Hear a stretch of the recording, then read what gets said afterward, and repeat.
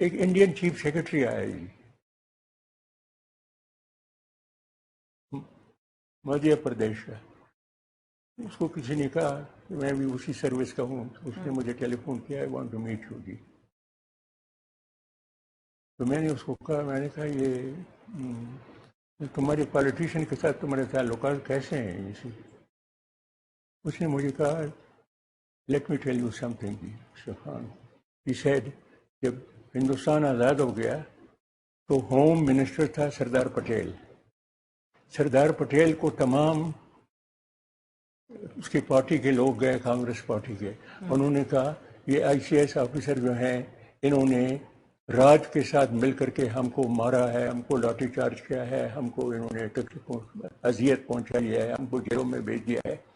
ان کو آپ ٹھیک کریں گی, ان کو جیل بھیج دیں, ان کو ان تمام سول سرونٹس کو. He told me, he said, do you know what Sardar Patel told them? Sardar Patel نے کہا I have no intention of doing this what you are asking me to do. See, اگر ان لوگوں نے راج کی خدمت کی ہے, انڈیپینڈنٹ انڈیا کی زیادہ خدمت کریں گے. میں کسی کو ٹچ نہیں کروں گا. پاکستان میں نتیجہ یہ میرا کنوکشن ہے, ون بگ ریزن ہندوستان کیوں ترقی کر رہا ہے independent civil service. Civil service spine ہے, ان میں اسپائن ہے جی. یہاں پر کیا ہوا, پہلے مارشل جب آیا تو انہوں نے ایوب خان نے نکال دیا, senior I C S officer کو نکالا, about a dozen I C S officer تھی. پہلے یہ ڈیڈ ووڈ ہے, یہ ان کو نکالو جی.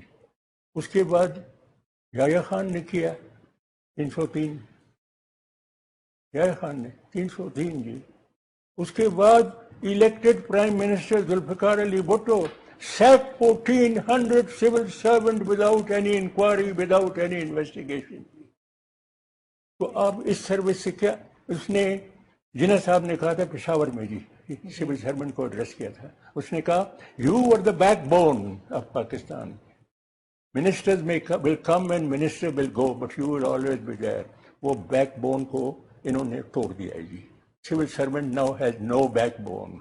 It has no spine. It has no backbone جی. وہ جو بھی منسٹر کہتا ہے بالکل وہی کرتا ہے, اور اس چونکہ کوئی سیکورٹی آف سروس تو ہے رہی نہیں ہے, اس لیے وہ کرپشن کرتا ہے جی, وہ کرپشن کرتا ہے. اور سر very expected from general Musharraf when he says کہ جی ڈکٹیٹرشپ خیر اس میں بڑا پروگریس دیکھا گیا ہے. He has stated کہ جنرل ایوب خان کا جو دور تھا اس میں ریکارڈ پروگریس دیکھی گئی 10 سال. ایوب خان کے وقت میں میں اس کا گواہ ہوں, اس کا میں گواہ ہوں اس کا. ایوب خان اس کو تاریخ کبھی نہیں بولے گی, تاریخ اس کو کبھی معاف نہیں کرے گی, because he was the first person to derail Pakistan fledgling democracy جی. ایوب خان نے کیا ہے جی, اس نے مارشل لا کا دروازہ کھولا ہے. History will never never forgive Ayub Khan ji, مگر اس نے کوئی اچھے کام بھی کیا جی. 1958 میں 59 میں ڈی سی پشاور جی, مجھے کہا تم جاؤ ادھر حیدرآباد, غلام محمد براج 2.5 ملین ایکڑ زمین پڑی ہوئی ہے, بیراج تیار ہے, کینال تیار ہیں, پانی سمندر کی طرف جا رہا ہے. ہم نہیں سمجھتے کہ اس کا کیا کریں, ہاؤ ٹو زمین کو اور پانی کو کیسے ہم اکٹھے کر دیں اسی تم جاؤ ادھر, تمہاری جو مرضی ہے, یہ bring it under cultivation, how you do it is your business. We will جج you by results, by performance. You can do what you like. He made me a dictator جی, almost a dictator جی, almost a dictator in that area جی. 2 سال میں ہم نے we brought 2.5 million acres of land under cultivation G. 2.5 acres of land جو پانی سمندر میں جا رہا تھا, ہم نے اس کو اریسٹ کیا جی. ایوب خان ورلڈ بینک کے لوگ آتے تھے, ایک بچے میں شو پیس تھی, ان کو کہتا تھا جاؤ وہاں پر دیکھو کہ کیسے کام ہوتا ہے جی. اٹ واز ایوب خان جی. ہر تیسرے مہینے وہ آتا صاحب نواب کالا باغ, اور میری ڈیوٹی تھی ارلی مارننگ میں اس کو جیپ میں بٹھا کر کے تمام دن میں اس کو پھراتا تھا جی. اونلی ایوب خان. اس کے بعد میں نے کوئی پریزیڈنٹ, کوئی پرائم منسٹر نہیں دیکھا ہے جو کہ جس نے کہ ڈیولپمنٹ کام میں اتنا انٹرسٹ لیا ہوگی. آپ نے سر جس طرح سے کہا کہ ایوب خان کا ہی دور تھا اور جس نے مارشل لاء کے دروازے کھولے. آپ سمجھتے ہیں آج تک جو یہ تاثر پایا جاتا ہے کہ ایک کنٹرول ڈیموکریسی ہے اینڈ ایک کنٹرول ڈیموکریسی وہ چیکس اینڈ کاؤنٹر چیکس یہ ہونی چاہیے؟ میرا خیال ہے کنٹرول کمزور ہوتا جا رہا ہے، کمزور ہوتا جا رہا ہے. نمبر ون، یہ supreme court in like the supreme court of chief justice Munir یا جو اس کے بعد لوگ آئے ہیں، ان کی ہمت نہیں ہے کہ اس سپریم کورٹ کو کہیں کہ ہم مارشل لا لگانا چاہتے ہیں، آپ اس کے اوپر انگوٹھا لگائیں اور اس کو ویلیڈیٹ کریں. ان کی ہمت نہیں ہے کہ اس کورٹ سے پوچھیں یہ جی ان کے اوپر یہ پابندی ہے جی، یہ کنٹرول ہے جی ان کے اوپر جی. پہلے نہیں تھا، پہلے نہیں تھا جی. سر آخر میں جو آج کل موجودہ سیاسی حالات میں اور جس طرح سے دیکھا جا رہا ہے ہر انسان جس سے میرا انٹریکشن ہو رہا ہے وہ ایک یہ بات کہنے پر مجبور ہے کہ اگر الیکشن انہی پولیٹیشنز کے ساتھ ہوئے تو ہم اگلے الیکشن میں ووٹ نہیں دے رہے ہیں. I am sure you must have come across such sentiments as well. لوگ جس طرح سے دیکھ رہے ہیں کہ politics is getting uglier by the day. آپ کیا کہیں گے؟ بلیم گیم ہے، ایک دوسرے پہ الزامات کی سیاست ہے. آئی مین سیاست تو اس سے بڑھ کے آگے کی چیز. میں آپ کو بتاؤں not that I agree with him, but professor Toynbee بہت بڑا سوشیولوجسٹ اور بڑا ہسٹورین اور ورلڈ فیمس وہ پشاور آئے گی. تو اس کو وہ پشاور یونیورسٹی میں وہ ٹاک شاپ لیتا تھا. ویکینڈ کو وہ میرے پاس آ جاتا تھا پشاور میں، ڈپٹی کمشنر پشاور. تو میں اس کو کوشچن کرتا تھا. گریٹ مین ہے، ویری ایمیننٹ مین جی. اچھا، مجھے کہتا ہے کہ آپ کو کس نے کہا ہے that democracy and democracy alone is the answer to the problems of your country, یہ آپ کو کس نے کہا ہے؟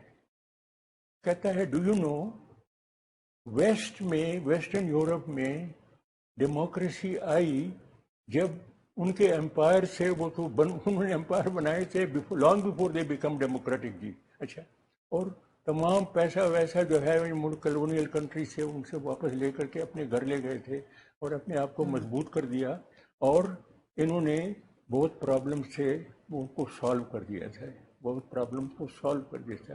غربت کا، ویجز، یہ وہ، نوکری، امپلائمنٹ، فلانا، ہیلپ وغیرہ وغیرہ، یہ تمام یہ پرابلم انہوں نے کنٹرول کر دیے تھے.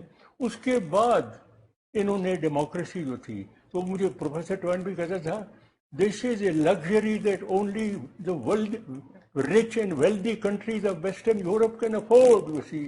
You can't afford it. You can't afford it. Find some other answer to your problem. There is no democracy in China. But look where they are, ji. Look where they are. ہم سے 2 سال بعد آزاد ہوئے ہیں جی، 49 میں آزاد ہوئے ہیں جی. اب اس کو دیکھیں جی کہاں سے کہاں پہنچ گئے ہیں جی. ان کے ملک میں فورن انکلیوز تھے جی، یہ جرمن ہے، یہ فرینچ ہے، یہ برٹش ہے، یہ امریکن ہے، یہ وہ. یہاں پر چائنیز لا جو ہے وہ آپریٹ نہیں کرتا ہے، اپلائی نہیں کرتا جی. انہوں نے by 49 they got rid of the foreigners, they got rid of the warlords, they got rid of Chiang Kai-shek, they got rid of the American G, and Mao said China now stands tall جی.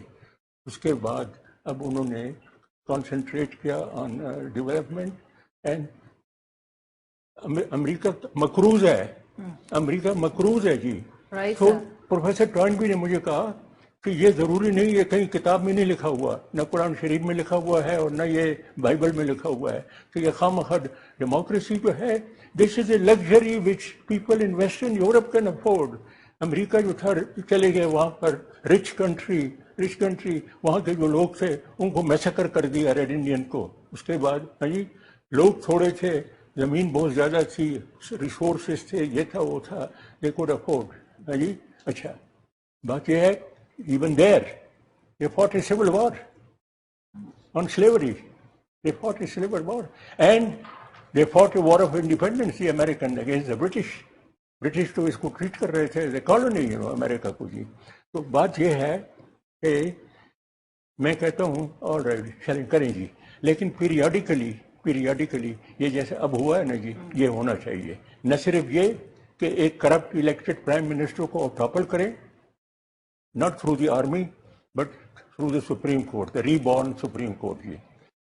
اپنی صورت نظر آتی ہے. ہم وہ چیز discuss کرتے ہیں جو لوگ اپنے گھروں میں جس سے گزر رہے ہیں, جو لوگ سڑکوں پر محلوں میں